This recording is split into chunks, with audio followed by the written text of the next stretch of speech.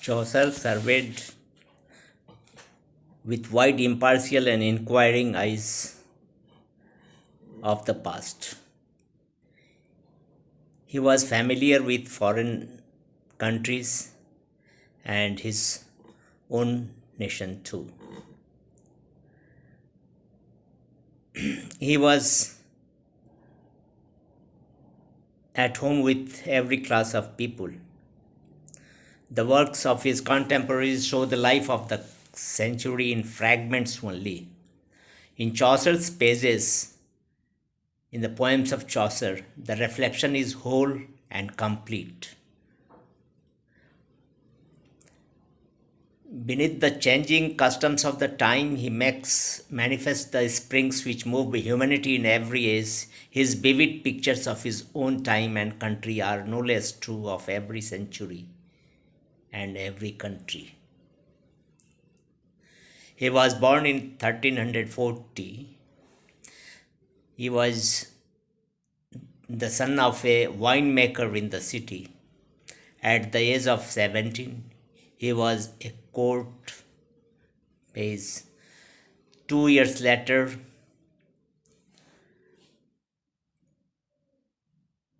he was fighting in Artois and Picardy, where he was taken prisoner.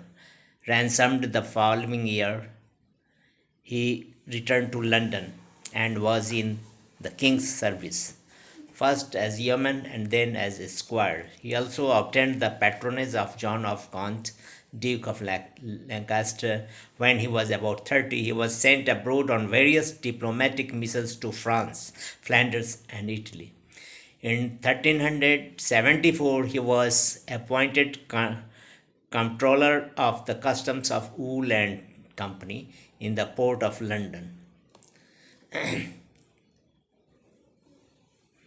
According to Legby, in 1386 he was elected a knight of the Shire for Kent. A period of misfortune. A period of misfortune followed under the tyrannous reign of Richard II, which changed for the better when Henry IV, the son of old patron John of Gaunt, usurped the throne in 1399. But the poet lived but a year longer, dying in 1400. These facts give some idea of his active life and the multiplicity of his occupations. He was by turn page, esquire, soldier, diplomat, and official. He mingled with courtiers, soldiers, townsfolk, and city merchants, with natives of France, Flanders, and Italy, and was at home with them all, and yet he could reserve leisure for reading, study, and poetry.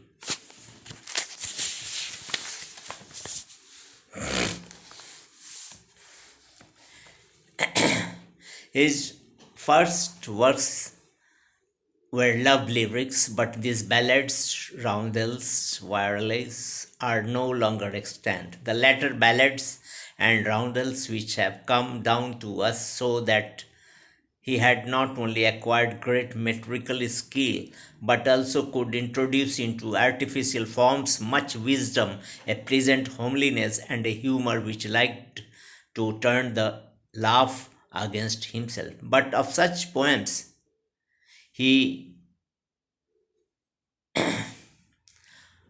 focuses us but a few airily, as if in play, just to show his mastery of word music, while he perseveringly devotes himself to the narrative verse in which most of his work was written. At first, he was bound by the artifices of his age. From the Roman de la Rose onwards, nearly every long poem, such as Pearl and Pierre's Plowman, began with a dream introducing an allegory. For a long time, Chaucer submitted to that convention. The first work to which a date can be assigned is his book of Blanche the Duchess, written to commemorate the death in 1369 of Blanche of Lancaster, first wife of John of Gaunt. It is a long composite work with a plot more intricate than it need be, yet already the poet reveals himself in the flowers, fresh and delicate, which spring up through the crannies of his flamboyant piece of architecture. Allegory gives way at times to realism, a breath of humor blows across this occasional poem whose prolixity is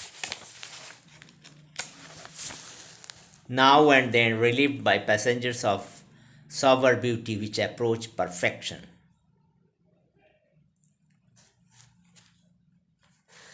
Chaucer turned again to allegory when he celebrated some princely betrothal in the Parliament of Fools.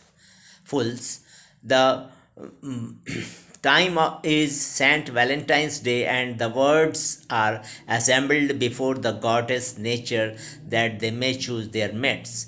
There is a union here of ideas both lofty and homely. Nature holds a full parliament. There are the lords, eagles, and birds of prey who use the language of chivalry and codes of love.